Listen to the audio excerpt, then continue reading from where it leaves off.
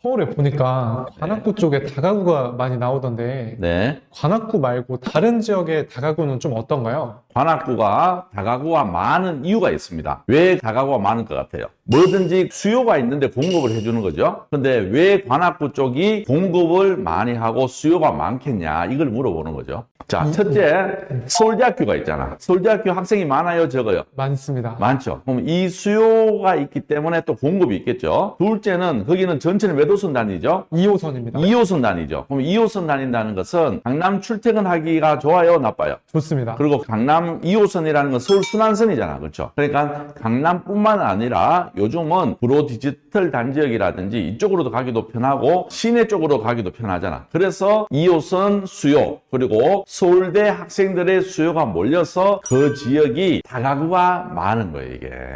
이해되십니까? 네. 자, 그러면 관악구 이외의 지역이 경매가 나왔을 때 좋냐 나쁘냐 이렇게 물어보는데 저는 거꾸로 관악구가 아니기 때문에 더 좋다고 생각합니다. 왜냐하면 우리 생각해 봅시다. 옆에도 다가구, 옆에도 다가구, 옆에도 다가구면 주인 입장에서는 세입자를 받아야 되잖아. 그게 경쟁이 될까요? 안 될까요? 됩니다. 경쟁이 되겠죠. 네. 경쟁이 되는데 1인 수요가 지금 서울뿐만 아니라 전국적으로 꾸준하게 증가하고 있겠죠. 증가하고 있는데 서울 안에서도 다양한 지역을 보는 게 굉장히 중요해요. 그래서 저는 관악구도 좋겠지만 관악구 이외의 지역을 저는 집중적으로 보는 게 맞다고 생각해요. 수요만 있다 그러면 좋을까요? 나쁠까요? 좋습니다. 당연히 좋겠죠. 그리고 지금 상황에서는 공급이 돼요, 안 돼요? 공급이 안 됩니다. 땅값은 많이 올랐고 건축비가 너무 올랐기 때문에 지금 신축으로 지어서 공급하기가 어려울까요? 쉬울까요? 너무 어렵습니다. 너무 어렵겠죠. 그렇기 때문에 관악구 이외 지역이 어떻게 보면 지금 신축급이라 그러면 나중에 매도할 때도 내 물건이 신축급으로 가장 좋은 가격에 매도도 될 뿐더러 보유하고 있는 동안도 공실에 대한 리스크 없이 잘 보유할 수 있기 때문에 저는 서울 관악구 이외 지역이 더 좋다고 저는 판단을 하고 있습니다. 괜찮죠? 네. 예, 오케이. 그러면 관악구 외 지역 중에 괜찮은 물건이 있어서 제가 물건을 하나 보여드리도록 하겠습니다. 자, 물건 보도록 할게요. 잠시만 주목해 주세요. 경매는 단순히 낙찰받는 게 중요한 게 아닙니다. 한 번을 하시더라도 제대로 하시는 게 중요합니다. 저희 두 사람이 실전 교육과 실전 멘토링으로 제대로 하실 수 있도록 만들어 드리겠습니다. 위에 일정 확인하셔서 연락 주시면 됩니다. 수업 때 뵙겠습니다.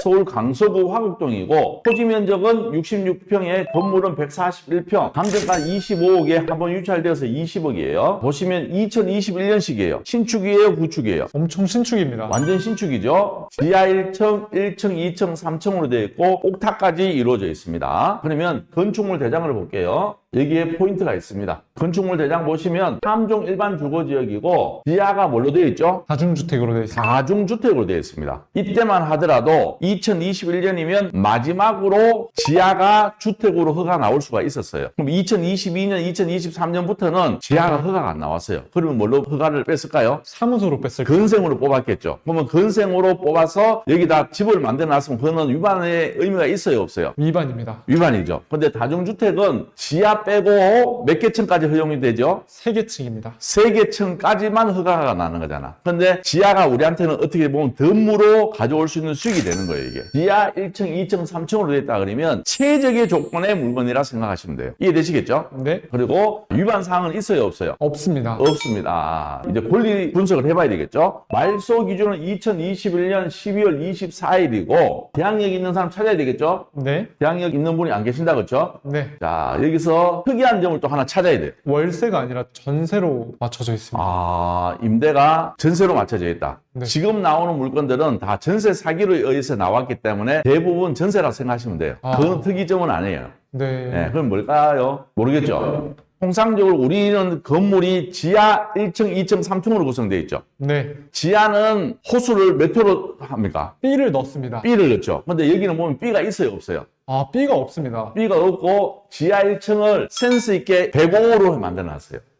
네, 그리고 101호로 만들어놨습니다. 이게 굉장히 중요한 거예요. 그리고 이 105, 101호 이 친구들의 보증금을 보시면 105호는 얼마예요? 1억 1천, 103호는 9천. 자, 그리고 101호는 1억 1천, 305호는 얼마예요? 1억 4천입니다. 1억 4천인데 면적을 봐야 되겠죠? 105호는 19.5평방미터, 103호는 16.5평방미터. 근데 3층은 얼마예요? 19.54. 그러면 별로 차이 없단 말이에요. 네. 근데 지하기 때문에 때문에 가격 차이가 나는 거예요, 이게. 이해되시겠죠? 네. 그리고 쭉 올라오다 보면 3층에 또 약 40평방미터짜리가 하나 있어요. 404호는. 그러면 이런 걸 봤을 때는 우리는 이걸 구분하기 위해서 현황도를 꼭 체크를 해보셔야 되는 거예요, 이게. 그럼 현황도는 어디 있습니까? 현황도는 감정평가서에 있습니다. 현황도는 감정평가서에서 있는 경우도 있고, 감정평가서에서 현황도가 없을 때에는 세움터에서 뽑아도 되고, 주민센터에서 가서 신청하면 발급받을 수 있다, 그렇죠? 네. 네, 이렇게 해서 현황도를 꼭 보셔야 된다. 자, 그럼 현황도를 보도록 하겠습니다. 현황도는 공부상 106.32평방미터고 지하층입니다. 그런데 우리는 이게 101호, 102호, 103호, 104호, 105호로 해서 지하 1층에 몇 개 있어요? 5개입니다. 자, 그럼 우리 카운트 해봅시다. 지하층에 몇 개? 5개. 5개. 1층, 2층은 또 5개 있네. 1층 5개, 2층 5개, 3층은 하나, 둘, 셋, 넷, 5개. 우리가 좀 전에 봤을 때 40평방미터짜리가 있었다, 그렇죠? 그러면 이건 왜 그럴까도 우리가 생각을 해봐야 되는 거야. 이 도면 볼 때. 네. 다 똑같이 5개인데 3층도 5개였단 말이에요, 이게. 그런데 왜 40평방미터였을까? 우리가 고민을 하겠죠. 근데 조금 더 올려서 보니까 다락이 있는 거예요, 이게 다락이.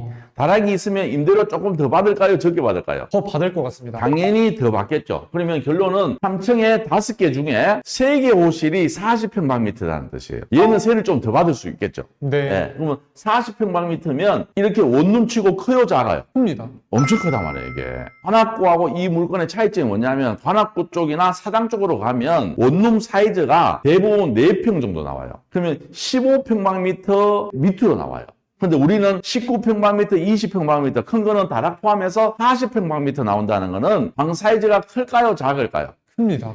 크다 이 말이에요. 이게 굉장한 장점이 되는 물건이에요. 이해되시겠죠? 네. 그래서 우리는 하나, 둘, 셋, 넷, 총 방이 몇 개? 20개입니다. 20개 호수로 이루어져 있다. 자, 그러면 이게 월세를 이 친구들이 얼마 받을 수 있는지 우리가 또 봐야 되겠죠. 그거 보기 전에 이렇게 보면 여기 너비가 나오잖아. 그래서 정확하게 우리께 실제적으로 몇 평방미터인지 확인해야 되겠죠. 근데 우리가 좀 전에 경매지에서 그게 나왔어요, 안 나왔어요? 나왔잖아. 나왔습니다. 임차인 현황에서 나왔잖아. 자, 여기 임차인 현황 보시면 통상적으로 잘 안 나오는데 여기는 친절하게 나왔어요. 그래서 보시는 것처럼 21.26, 19.54, 40평방미터 20, 19.54. 그러면 방 하나에 약 20평방미터 된다. 한 6평 정도 된다는 뜻이잖아. 네. 그렇죠. 그러면 방 사이즈가 결코 작은 집은 절대 아니다. 그리고 마지막 층 3층에 위에 3개 층은 복층으로 이루어졌다는 굉장히 큰 장점을 지닌 방이다. 그러면 네이버 지도를 보시면 우리 위치는 여기입니다. 여기를 여러분들이 잘 모를 수 있는데 여기가 이제 강서구청, 여기가 우장산역 이렇게 보면 잘 모르겠다, 그렇죠? 그러면 제가 지도를 조금 좁혀 볼게요. 여기가 무슨 역? 더 말도 많고 탈도 많은 무슨 역? 화곡역. 화곡역이다. 입지에 대해서 내가 다시 한번 설명해 드릴게요. 화곡역에 요즘 전세 사기 사건이 많이 일어났어요? 적게 일어났어요? 많이 일어났습니다. 엄청났죠? 네. 근데 전세 사기 피해자들이 대부분 연세를 많이 드신 분이요, 젊은 친구들이에요. 젊은 친구들이. 젊은 친구들이잖아. 그러면 여기는 젊은 사람들의 수요가 있다는 뜻이에요, 없다는 뜻이에요? 있다는 뜻입니다. 있다는 뜻이에요. 물론 전세 사기 당하신 분 중에 결혼하신 분들도 계시고 혼자 사시는 분들도 계시다 이 말이에요.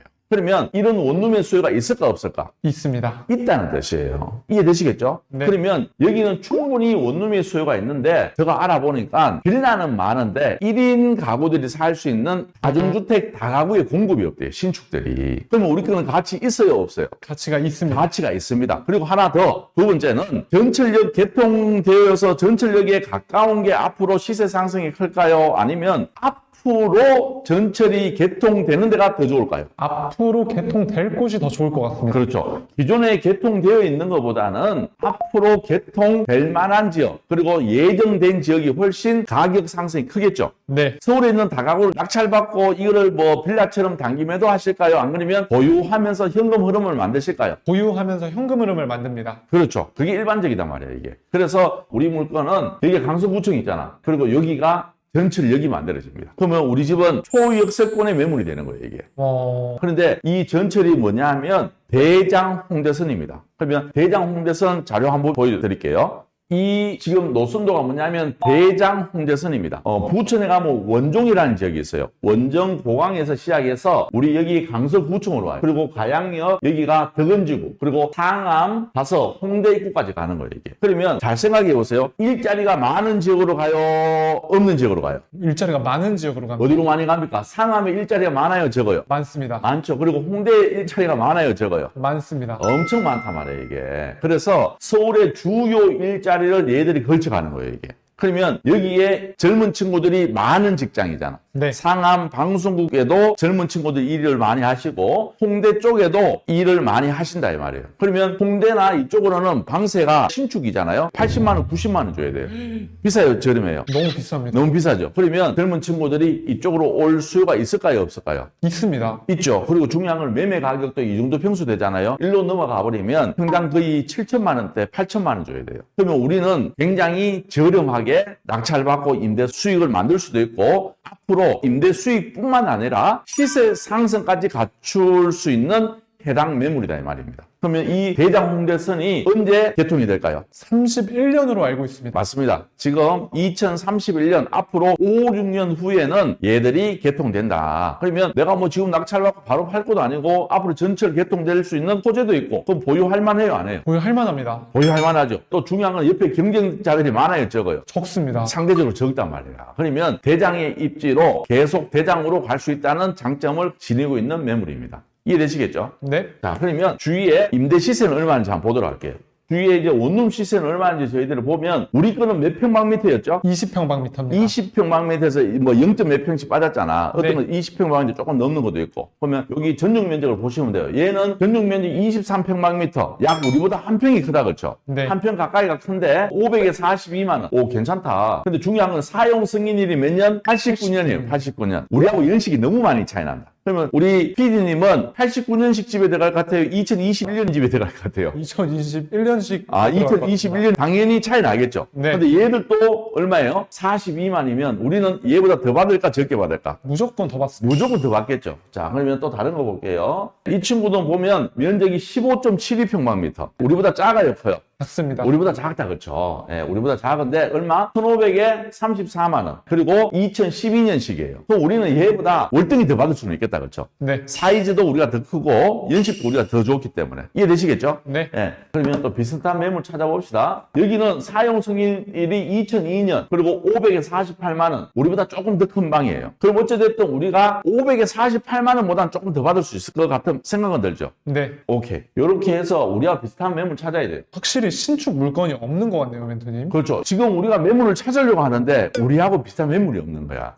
근데 공통점이 뭐냐면 방 사이즈는 우리하고 거의 조금씩 차이 나지만 연식이 대부분 20년, 25년 됐어요. 그럼 우리는 경쟁력이 있다는 말이에요, 없다는 말이에요? 경쟁력이 있습니다. 확실히 경쟁력이 있겠죠. 그러면 이렇게 봤을 때 우리는 방세 얼마 정도 받을 수 있을 것 같아요? 못해도 50만 원은 받을 것 같습니다. 그렇죠. 그래서 저희들이 알아보니까 기본적으로 신축급이면 천에 한 55에 관리비 별도예요. 그러면 우리가 이리저리 합치면 약 55만 원에서 약 60만 원 정도의 수익은 발생할 수 있을 것 같아요. 하지만 요거조차도 여러분들이 현장 임장을 통해서 명확하게 확인하는 게 더 좋겠죠. 네. 오케이. 요까지 보고 그러면 과연 우리 거의 매매 시세는 얼마인지 한번 볼까요? 우리 해당 물건은 이쪽에 있는데 강서구청 기준으로 반대편에 여기 있는 매물이 하나 있어서 물건 하나 보도록 할게요. 이 친구는 지금 25억이 나왔습니다. 자, 이 친구는 대지가 몇 평이 있냐면 71평이에요. 우리는 몇 평이에요? 66평입니다. 66평이고 이 친구는 근데 중요한 건 뭐가 있어요? 엘베가 있습니다. 우리는 엘베가 있어요, 없어요? LB 없습니다. 엘베 없습니다. 근데 보시면 1층 상가 원룸 투룸 월세 임대 중이고 5층은 주인 세대, 3룸이 있고 엘베는 5층이다. 얘는 팔기 쉽지 않은 매물입니다. 왜냐하면 지금 법인이 소유하고 있고 법인이 대출 승계 가능한데 현재 대출이 20억 있는 매물이에요. 보시는 것처럼 1층 상가 그리고 5층 주인 세대 있는 거 보니까 다중주택은 몇 개 층까지 허용되죠? 3개 층입니다. 그러면 5층에 주인 세대 있고 4층, 3층은 원룸으로 구성되어 있고 1층, 2층은 상가라는 뜻이에요. 그러면 결론적으로 위반의 여지가 있겠죠. 그리고 월세가 많이 나올까요? 적게 나올까요? 적게 나올 것 같습니다. 적게 나올 겁니다. 그러면 우리보다는 매도할 때 쉽지 않은 매물이 될 수 있을 것 같아요. 근데 우리는 위반의 여지가 있어요, 없어요? 없습니다. 없죠. 그냥 깨끗한 물건이고 방이 20개나 있고 평수도 괜찮기 때문에 월세를 잘 받을 수 있다는 장점이 있다 이 말이에요. 근데 이 친구는 확실한 단점이 있고 그렇기 때문에 매가가 25억 나왔어요. 그래도 대지평으로 했을 때는 우리보다는 이 친구가 4평 정도가 더 많기 때문에 우리 거는 25억을 안 한다 하더라도 계산하면 평당 한 3,500 정도 나옵니다. 맞죠? 네. 그러면 우리보다 4평 작으니까 한 1억 정도 차이 있다 그렇죠? LB의 가격 한 1억 빼주자. 그러면 결론은 우리 거는 한 23억 기준으로 한번 해보자 이 말이지. 네. 알았죠? 네. 자, 그러면 수익률표 한번 돌려봅시다. 매매 시세, 자, 23억. 우리는 보증금 500씩 기준으로 했을 때 20개니까 얼마? 1억. 월세 55만 원 기준으로 20개, 1,100만 원. 최저 비용 21억 정도 잡아보세요. 21억. 자, 이전 비용 4%, 대출 비율 80%. 자, 연간 이자율 5.1% 잡아보세요. 자, 그러면 쭉 했을 때 22억 2천만 원 하면 어떻게 됩니까? 마이너스 나는 구간이에요. 그럼 21억 기준으로 했을 때는 내가 자본금 얼마 있어야 돼요? 5억 정도 있어야 되고, 보증금 회수하면 4억 400이다. 그렇죠? 4억 400. 그리고 한 달에 한 380만 원 정도 나와요. 수익률이 11.5%. 할만해요? 조금 거시기해요. 서울에서는 좋은 편인 것 같습니다. 서울에서는 괜찮은 거예요, 이게. 이런 신축급을 만약에 관악구 쪽으로 가면 6%대 나와요, 6%대. 거의 배 정도 나오는 거예요, 이게. 그렇게 봤을 때는 나쁘지 않는 매물이다. 그리고 실질적으로 관리비하고 월세 합치면 1,100만 원보다는 조금 더 받을 수는 있어요. 그리고 우리는 4층에 3개 층이 뭐가 돼 있어요? 가락이 있습니다. 다락이 있고 복층으로 이루어져 있기 때문에 실제적인 거는 약 여기에서 한 150만 원 정도 이상은 더 플러스 해도 충분히 수익 구조는 더 나올 수 있을 겁니다. 그러면 21억을 기준으로 했을 때는 한 달에 한 380만 원 정도 나올 수 있는 수익률이다. 그리고 앞으로 상승의 여력이 있는 매물이기 때문에 보유하는 것도 나쁘지 않다. 그리고 주위에 경쟁 상대가 없다는 것은 나한테 굉장히 희망적이고 앞으로의 시세가 크게 상승할 수 있는 여력을 갖춘 매물이니까 이런 물건을 여러분들 입찰해서 현금 흐름을 만들어가면 너무 좋을 것 같아서 오늘 알려드리는 겁니다. 좋습니까? 네, 좋습니다. 네, 수고했습니다. 감사합니다. 잠시만 주목해 주세요. 경매는 단순히 낙찰받는 게 중요한 게 아닙니다. 한 번을 하시더라도 제대로 하시는 게 중요합니다. 저희 두 사람이 실전 교육과 실전 멘토링으로 제대로 하실 수 있도록 만들어 드리겠습니다. 위에 일정 확인하셔서 연락 주시면 됩니다. 수업 때 뵙겠습니다.